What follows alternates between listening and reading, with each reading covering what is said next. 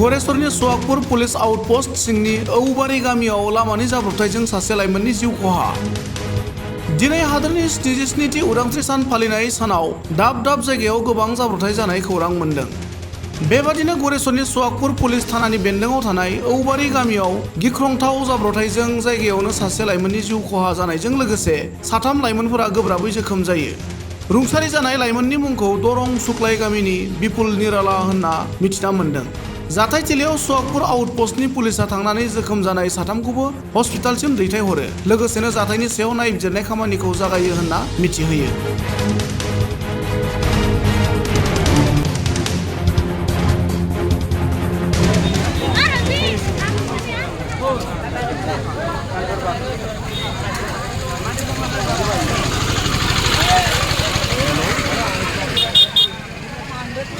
Control and fill.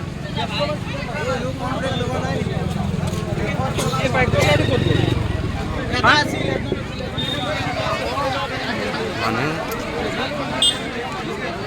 crime spot the region.